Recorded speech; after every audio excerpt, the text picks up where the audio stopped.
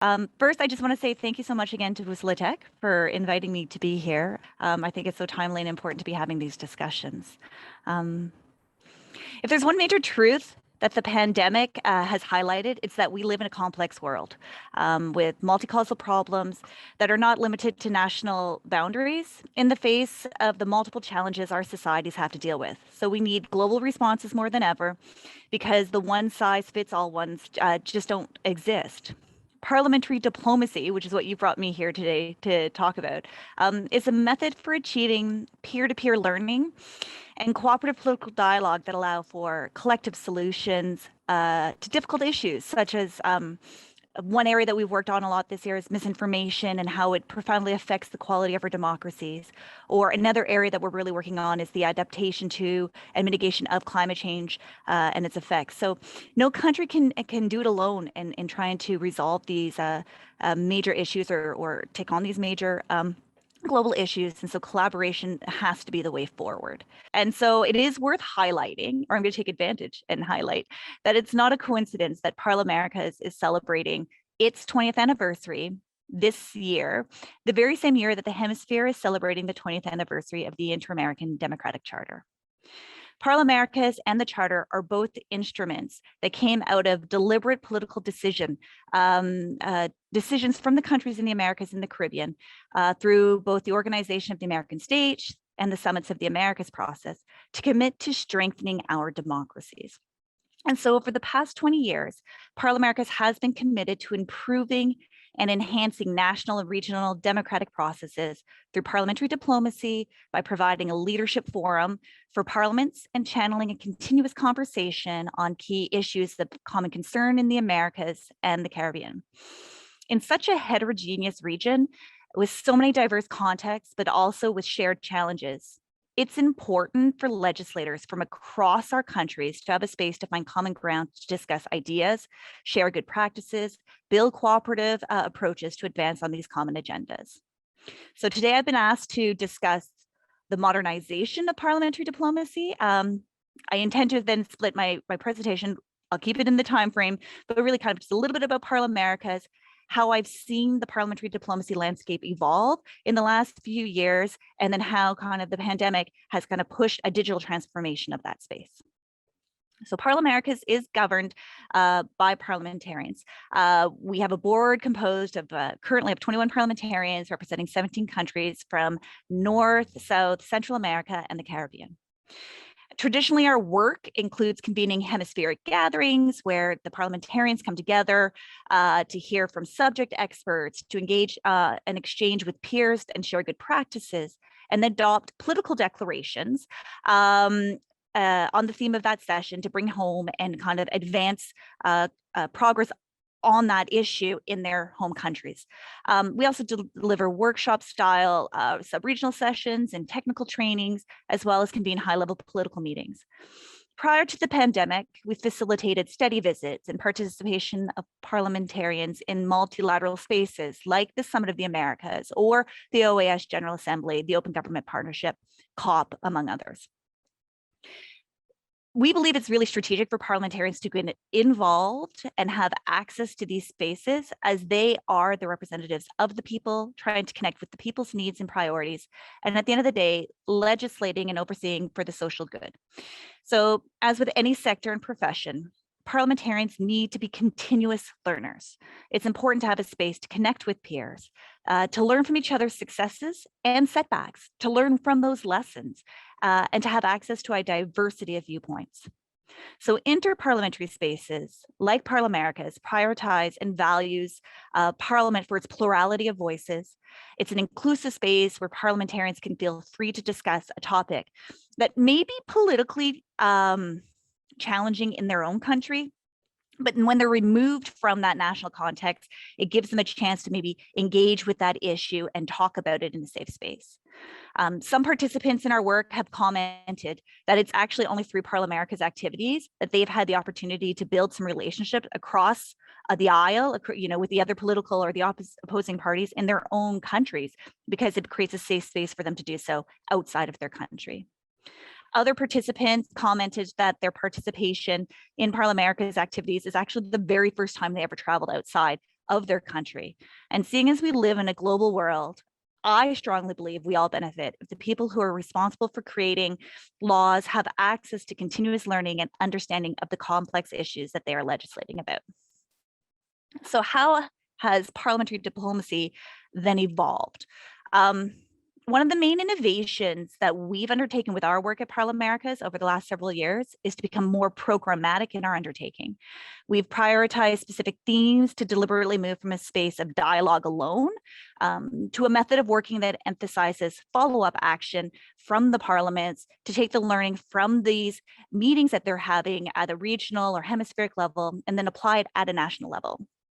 To this end, we've organized our work under 3 programmatic networks, specifically the Open Parliament Network, which brings us in to connect often with you at Bússola Tech, the Parliamentary Network on Climate Change, and the Parliamentary Network on Gender Equality. And more recently, we expanded these networks to include complementary parliamentary staff networks, as staff play a crucial role to advance progress on initiatives and ensure the sustainability of the actions taken within the parliaments. The concept of being programmatic, I just want to say it's not, and being results oriented is not unique to Parlamericas. This is something that I'm seeing kind of in this sector writ large from the multilateral parliamentary institutions like the IPU and the Commonwealth Parliamentary Association, among others. I can also say that we collectively seek ways to find opportunities to coordinate and find synergies in our respective work so that we as organizations aren't competing or overlapping, but rather complementing efforts so that we can better serve parliaments and parliamentarians in their goals to make our work more useful to them. So though Parlamericas has always been really connected with other stakeholders by inviting subject experts to our meetings or academics to be panelists and such. In the last several years, we've made a deliberate shift to better coordinate our efforts with others to find synergies and build collaborative space for multi-stakeholder dialogues that include parliament, government, and civil society actors. More importantly, we've deliberately emphasized the importance of working with civil society through all the pillars of our work. And in the last year, we've specifically emphasized also really engaging a youth perspective and a youth voice in our work. So in these spaces, it's not only for parliamentarians to hear from subject experts or other stakeholders, but it's likewise for those other stakeholders, say from multilateral agencies like the United Nations or the OAS, or from academics, but that they're hearing from the parliamentarians. So to kind of better understand the considerations from the parliamentarians' perspective on challenges that they face when trying to advance issues through legislative action, and how maybe these challenges can be mitigated. Essentially, how can there be a greater collaboration among these different stakeholders to advance a common goal more effectively?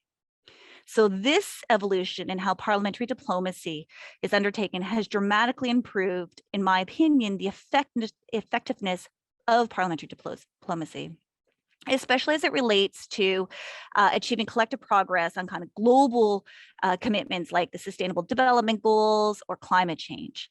These global issues need a coordination of efforts at all levels across all stakeholder groups.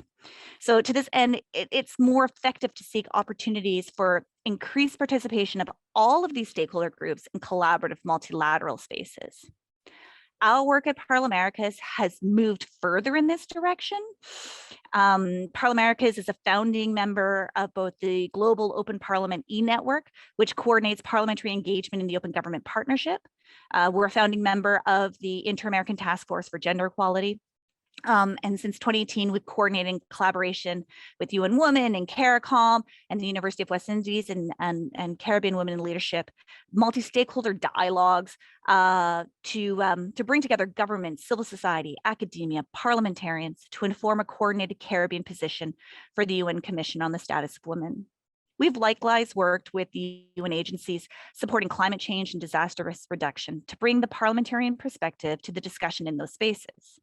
So to summarize, I would say pre-pandemic, the modernization of parliamentary diplomacy could be characterized as the increasing interconnectivity of parliaments and parliamentary stakeholders, not only with each other, but with the broader multilateral community of multilateral agencies, government officials, civil society actors, academia, etc. But now, how has this been affected by the pandemic? It's worth emphasizing that it's through parliamentary diplomacy spaces convened by parliamentary organizations like Parlamericas that a sharing of tools and good practices among parliaments was undertaken to quickly adapt to the pandemic and transition to virtual sittings. Parliaments that were more prepared to make a digital transformation, like Brazil, for example, reached out through Parlamericas and the Interparliamentary Union. They partnered with organizations like yourself, Bússola Tech, to share resources and tools with counterparts in other countries and regions of the world. For parliamentary diplomacy, the pandemic has undoubtedly been a game changer as it's accelerated kind of innovation and encouraged greater ongoing digital connectivity.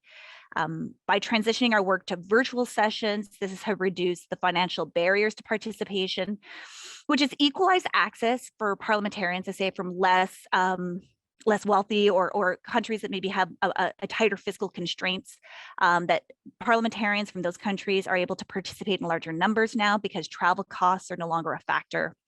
This removed financial barriers, this removal of financial barrier means that we can likewise engage a larger number of parliamentary staff who may not have been able to access, say, travel budget, civil society actors, and those representatives from youth organizations in our work. And this has just enriched our programming and enriched this space of parliamentary diplomacy for the parliamentarians and parliamentary stakeholders. Moreover, we've had a greater access to a diversity of experts and can now engage individuals from other regions of the world and coordinate opportunities to share with parliamentarians from other regions outside the hemisphere. For example, recently Chilean parliamentarians participated in a session with Moroccan and Tunisian parliaments to share about co-creating with civil society and open parliament action plans. In this space here for the last 3 days, there's been sharing from all over the world, and this can only benefit us all.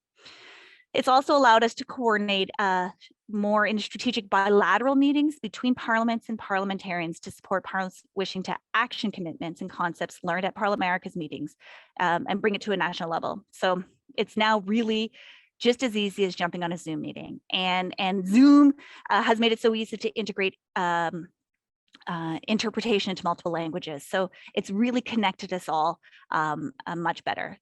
So I guess I would say, don't get me wrong, not being able to travel and have in-person contact does have its drawbacks as well. So I believe that there's a lot of important and lasting innovations in the parliamentary diplomacy space that have occurred because of this accelerated digital transformation of the space which resulted from the pandemic.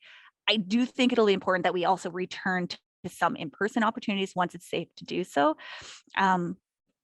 But certainly, I don't think anybody can discount how much we benefited from having access to these technology tools in this time.